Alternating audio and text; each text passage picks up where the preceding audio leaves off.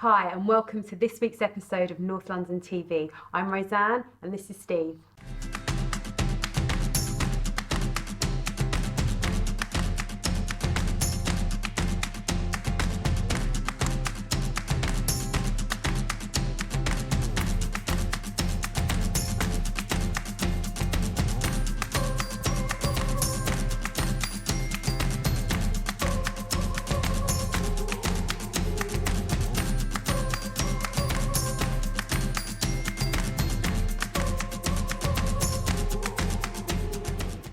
So North London TV is all about us giving you the insight of what's hot and what's not in North London.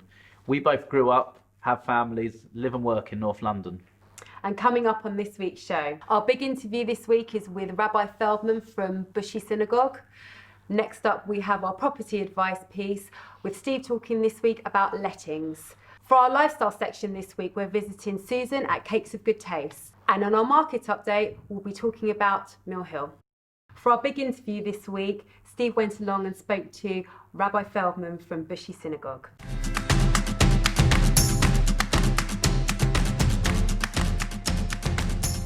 Today I'm at Bushey Synagogue to meet the rabbi and find out a little bit more about the Bushey community.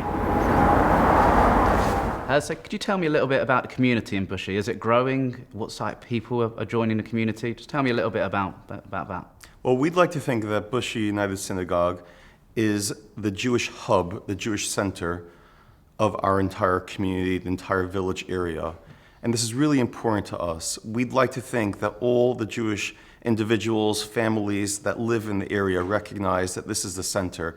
And we're finding more and more that people, both members and otherwise, are using our facilities and are really, really proud of what we can offer as a synagogue to the wider community as well. And we're very passionate about this. What's your demographic at the moment of new members? We have a brilliant demographic, and this is really important, across the entire age range. So we have bar mitzvahs and bat mitzvahs every single Shabbat, but we also have a very vibrant and active senior population that have many events taking place throughout the whole week as well. So we'd like to think that across the range, you can find your home, you can find your place within Bushey and within Bushey United Synagogue. So something we're involved with yourselves is the Erev. Could you just explain a little bit more what it is, why it's here?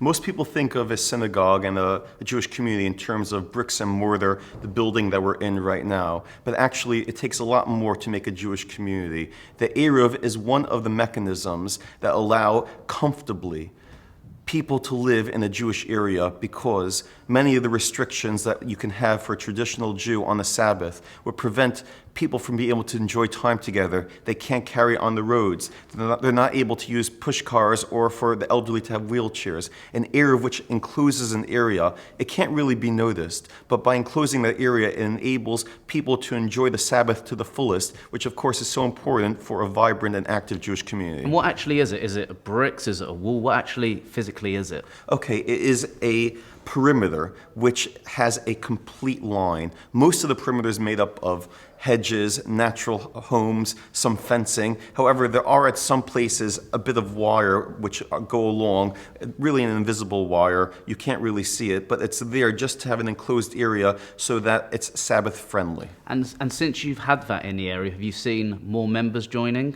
We've certainly seen more members joining, but we're able to do fun things as well, such as beforehand, we couldn't invite our members to go to the local park on the Sabbath afternoon to enjoy sport together and to go and have a social. Now we could do things outside the synagogue as well. So it's not just about the benefits for membership here, but it's also about what we could do further down the field. We went to the local Bushey Museum. We took a whole trip there and we had a picnic afterwards. The Erev allows us to do fun things like that. So tell me about yourselves. How long have you been here as a rabbi, and a little bit more about you? So my wife Jacqueline and I joined the community. We've had in the community the most wonderful minister beforehand, Rabbi Selaznik, and those are really, really big shoes to fill. But what we found is that the community is looking for a modern, forward-thinking, contemporary, informal approach, which really fits the area well. And we've had the most wonderful time since we've been here, getting to enjoy the community, and hopefully the community has enjoyed us as well. So tell me, since you've been here in the last year and a half, how do you feel that that's helped grow in the community? Okay, we like to think of the community not just in terms of numeric numbers, although we are really blessed to have a very healthy membership, which is showing itself in terms of our growth. But we don't want to lose that village feel. We don't want to become too big that we are not able to appreciate and have a welcoming feel for everyone. So I would say that the most important thing that we've done is to try to maintain the core integrity of a friendly, warm, and nurturing community. And that's what we try to do, and hopefully we've had some success in that as well. So the Bushy Synagogue community seemed like a really close-knit community. Yeah, I think it's not just that community, but the whole community as a whole. It's got a real village feel as an area. It's not a massive area. There's 11, 12,000 homes there, and you go past and they do so much as an area. So it's a lovely place. And literally on the outskirts of North London. So next up, we've got our property advice section, and this week Steve's going to be talking about lettings.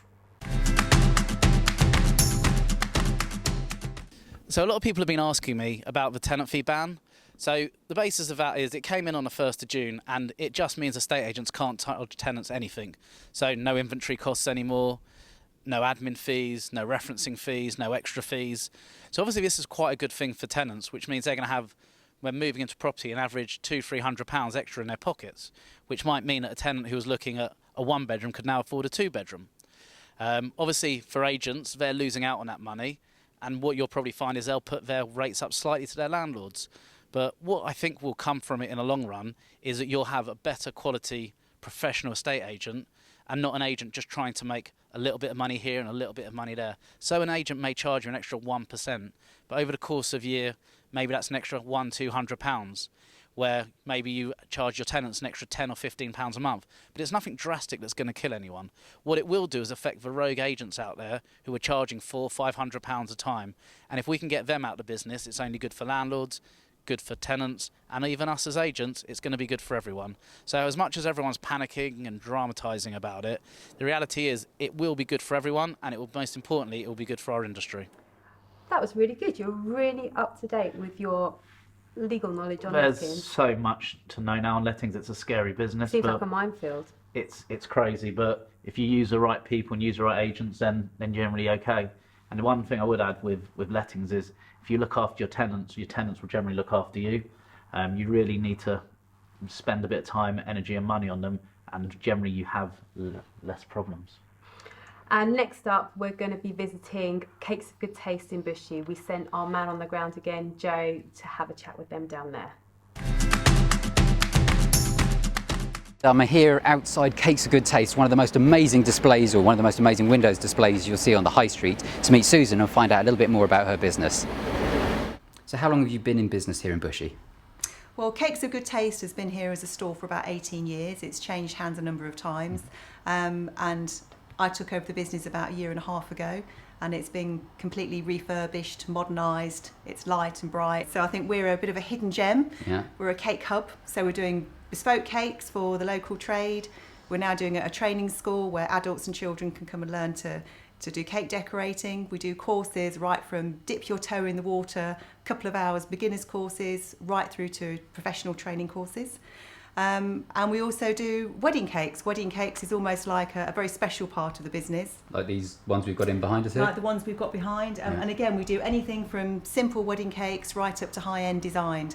And we're now preferred suppliers to some really lovely venues around the area. If I've never done any cake making before, I could come here and you can maybe teach me something about how to make cakes. Absolutely. We have lots of courses that are for beginners. We have fabulous teachers.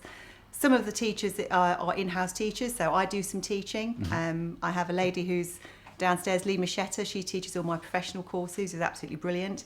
But we also have a lot of industry experts come in and teach their particular specialisms as well. And one of the things that really amazed me about your store, when I would pass by, is the amazing window displays that you guys have got here. How often do you change those, and what kind of aims are you going for when you put those together?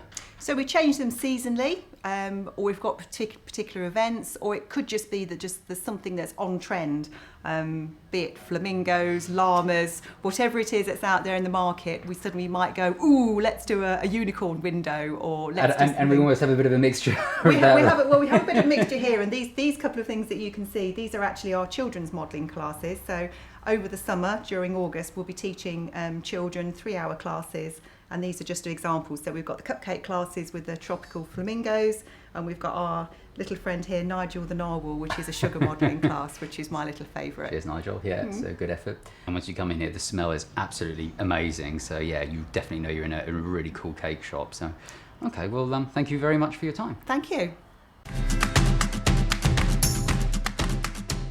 Anyway, now it's time for our area guide. Every week we are looking at a different area in North London. The thing that's great about North London is that it's so rich both in its community and its landscape. And this week we're going to be focusing on Millhill. So Millhill is a great area. Great because I live there. Yeah, it does have its good and points. It's where I grew up. The great thing with Millhill as well is you're so close into central London. You've got a tube line on Millhill East, and you've got the main Millhill station. And not a lot of areas have both the underground and the overground as well. The only problem with living in Millhill is if one has a problem with a tube, you can always go on one, so you can't Sky School or work. No, that is true. Some would say it was a bonus though. So that's one of the great things with Millhill. Also, you're so close to the countryside, but you really are not far from central London. You know, I think sometimes we drive and it's 15, 20 minutes on a good day. And it's a beautiful area. You've got such diversity in regard to the types of properties. You've got loads and loads of new builds. You've got big houses. So it's a really nice area, and as you said, a real community area. And for leisure facilities, I mean, the high street is just full of local restaurants, of clothes shops. There's loads of parks for the kids, you know, and most importantly, it's like literally minutes away from Brent Cross, which is one of the biggest shopping centres in London. Which Roseanne's husband's told her she's banned from. No, I could actually guide myself around there blindfolded, I reckon.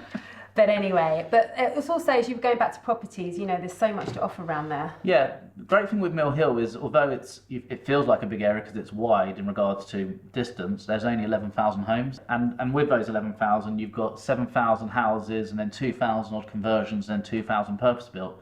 Although there are building new builds constantly in Millhill, as we'll tell in other episodes when we go to Barrett's and meet the chaps down there. So it really is an area which is ever-changing. And obviously with Millhill East Station, you can go straight to Finchley on the one-stop shuttle, and then from there it's again 20 minutes on the tube into town. Yeah, it's next to so many areas. It's, you know, it's a stone's throw away from Edgware, Finchley, like you said, Totteridge, and also you're just down the road from places like Colindale and, as I mentioned before, King's Cross. So it just has, you know, it has a family feel, you know, great schools, great catchment areas, and it just has a lot to offer. Yeah, I think. in regards to house prices there, you can pick up, you know, your starter 2-bedroom flat from 325, 350. Obviously some of the new builds are sort of around the mid 500s, but you can get into the area, and the schools are good there as well. And even if you're looking for a 3-bed semi, you know, you can pick them up for 650,000 to start with. Yes, you can buy a house there for £4 or £5 million, but you know, it is accessible. Your estate agent tells you he lives there, it's generally a good area. It is, you know, he knows his stuff. Anyway, that's it for this week's area update. Okay, so that's almost the end of episode 2. I feel like I'm an expert in Millhill now. Well, with the amount of shoe shops and coffee shops, I'm not surprised. It's a great high street, trust me. Right, so that's us done for this time. If you would like to get involved in the show, drop us a line here, and we'll look forward to seeing you guys soon. Bye See you for now. soon. Bye.